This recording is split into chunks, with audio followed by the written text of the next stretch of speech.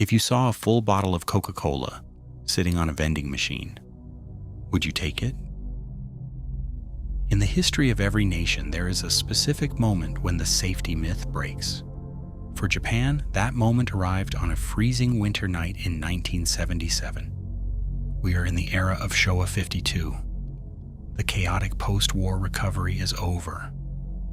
The economic miracle has built a skyline of steel and glass. Japan is considered the safest country in the world. Children walk to school alone. Front doors are left unlocked. And on nearly every street corner of Tokyo, standing like glowing sentinels of convenience, are the vending machines. In 1977, these machines are trusted implicitly. If you saw a bottle of Coca-Cola sitting there, unopened, perhaps left behind by a busy salaryman, you wouldn't think it was a weapon. You would think it was a bit of holiday luck. But in January of that year, a phantom decided to turn that trust into terror. They didn't use a gun or a knife or a bomb. They used a glass bottle and a chemical stolen from the industrial underbelly of the city. This is the story of the Cyanide Cola murders, the case that killed the innocents of the Showa era and created a blueprint for a new, terrifying topology of violence. This is L.J. Easton. Welcome to Eastern Shadows. To understand how this crime happened, we first have to understand the landscape of 1970s Tokyo. It was a world that looked very different from the plastic-wrapped safety of today. This was the age of the glass bottle. In 1977, the beverage industry operated on a circular economy. You didn't buy a plastic bottle and throw it in the trash. You bought a glass bottle, drank it right there by the machine, and placed the empty bottle in a wooden crate or a rack next to the machine to be collected, washed, and refilled by the bottling company.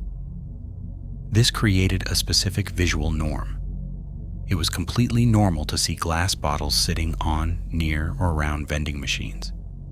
It was visual noise. A full bottle sitting among the empties didn't look like a threat. It just looked like a mistake.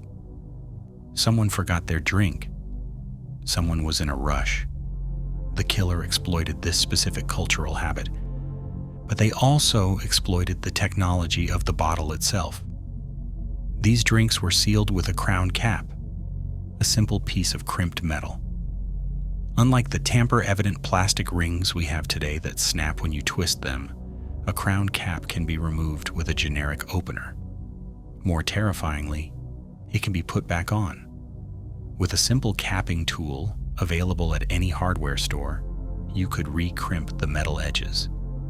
To the naked eye, under the dim yellow streetlights of a winter evening, the bottle would look factory sealed.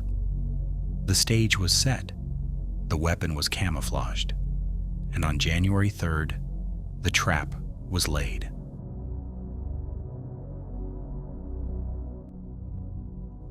The timeline of terror begins during Oshigatsu, the New Year holidays. Tokyo is usually quiet during this time, a city in hibernation as families retreat to their ancestral homes. But the transit hubs never truly sleep. On the afternoon of January 3rd, the first poisoned bottle was placed. It wasn't hidden.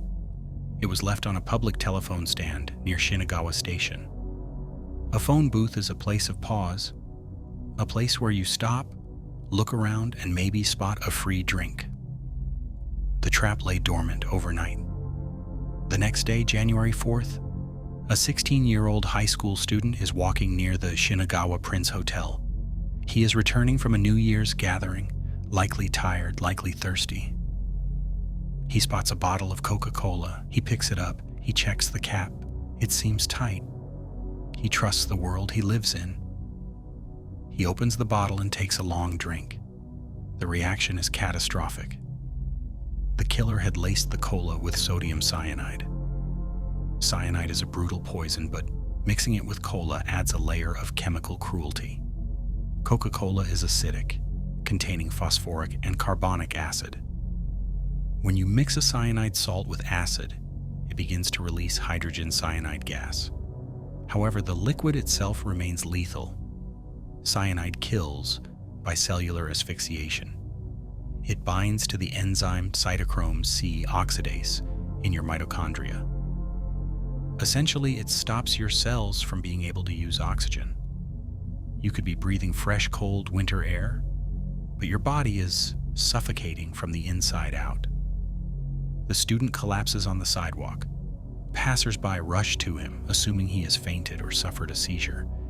He is rushed to the hospital, but the doctors are baffled.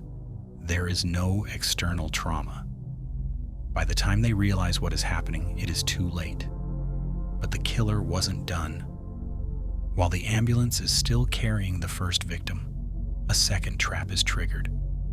Just a short distance away, in the Takanawa district, a 46-year-old office worker, a salaryman, is walking home. He finds a bottle sitting on a street sign. The logic is the same. A waste to leave it. He opens it, he drinks. He dies within minutes. 2 dead. Same district, same day, same method. The Metropolitan Police Department realizes within hours that this is not an accident. It is a serial murder, and the weapon is everywhere.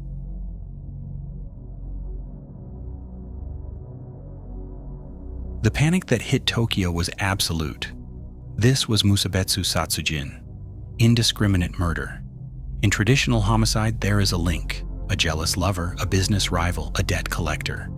But here, the victims were chosen by chance. They were self-selected. The only thing they had in common was that they liked Coca-Cola and they trusted their city. The police launched a massive dragnet. They focused on the source of the poison.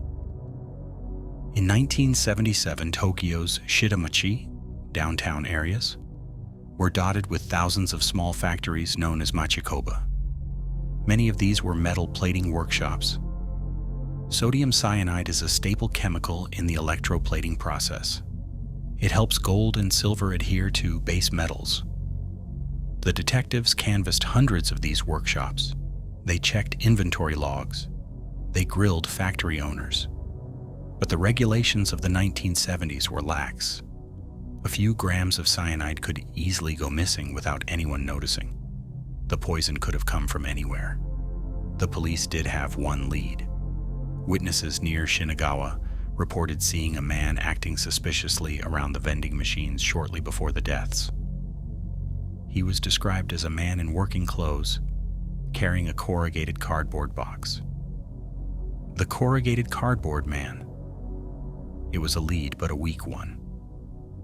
In the industrial zones of Tokyo, a man in a work uniform carrying a box is effectively invisible. He is a delivery driver, a restocker, a laborer. He is everyone and no one.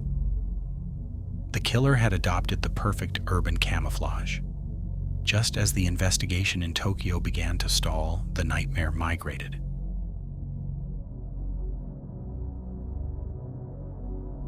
February 1977, Osaka. The commercial heartbeat of Western Japan, 500 kilometers away from the crime scenes in Tokyo. A 39-year-old truck driver pulls over for a break. He approaches a vending machine. He finds a bottle of cola. Reports vary on the exact placement. Some say it was inside the dispensing slot, making it look like the machine had malfunctioned and dispensed an extra drink. He opens it. He takes a mouthful, but this man is lucky. Maybe the ratio of poison was different, or maybe his senses were sharper. He immediately tastes something wrong, a burning chemical bitterness. He spits it out. He is hospitalized, fighting for his life, but he survives. His survival confirms the police's worst fears. The cyanide traces are identical. The method is identical. The killer is mobile. They are traveling the country, or perhaps they are a truck driver themselves, planting death along their route. Or was it a copycat? The media coverage in Tokyo had been intense. Had someone in Osaka decided to mimic the crime?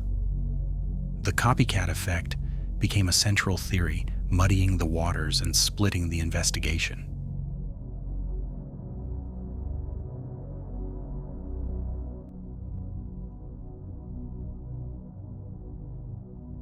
The cyanide cola case eventually went cold. The police could not extract fingerprints from the bottles. They were covered in the prints of the victims, the shopkeepers, and the people who handled the crates. There was no DNA testing, no CCTV. The trail vanished. But evil does not disappear. It evolves.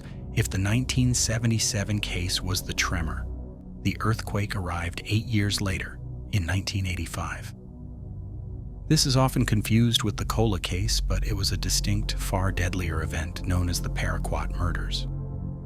In 1985, a new phantom appeared. This time they didn't use cyanide, they used paraquat, a highly toxic herbicide available in agricultural supply stores. And they didn't target cola. They targeted Ornament C and Real Gold, popular energy drinks. The 1985 killer had learned from the 1977 murders. They refined the trap. They took advantage of a buy one, get one free campaign that was running at the time. They would place the poisoned bottle deep inside the dispensing slot of the vending machine. When a customer bought a drink, 2 would roll out.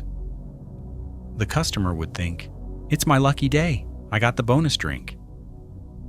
It was a masterstroke of psychological manipulation. The toll was horrific. Between April and November 1985, a wave of poisonings swept across western Japan. 12 people died. 35 were permanently injured. Paraquat is a cruel killer. Unlike cyanide, which is fast, paraquat causes progressive fibrosis of the lungs. Victims slowly suffocate over days or weeks as their lungs turn to scar tissue. Like the cyanide cola case, the paraquat murders were never solved. They remain the dark legacy of the 1977 original, a reminder that once an idea enters the collective consciousness, it cannot be erased.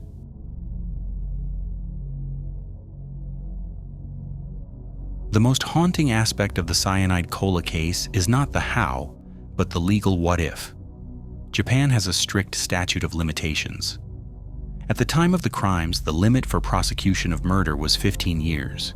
This is known as the wall of time. For the cyanide cola murders, that clock ran out in January 1992. On that day, the killer, if they were still alive, became legally innocent. They could have walked into the Tokyo Metropolitan Police headquarters, placed the crimping tool in the cyanide jar on the front desk, and confessed to everything. And the police could have done nothing.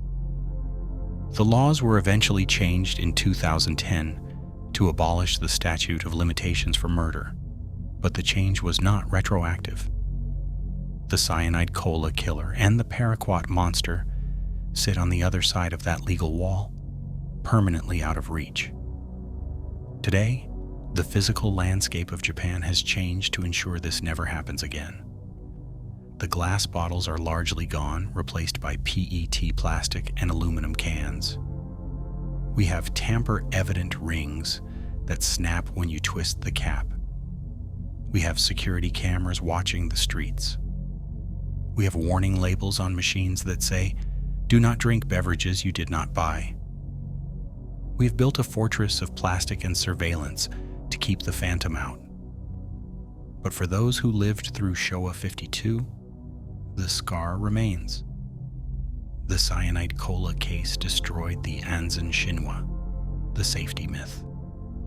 It taught a generation that the open hand of a stranger might not be offering a gift, but a grave. The corrugated cardboard man was never found. He dissolved back into the workforce of Tokyo, a ghost in a city of millions. Thank you for watching Eastern Shadows. For more investigations into the shadows of the East, please subscribe and like this video. I'm LJ Easton. Be safe, and I will see you next time.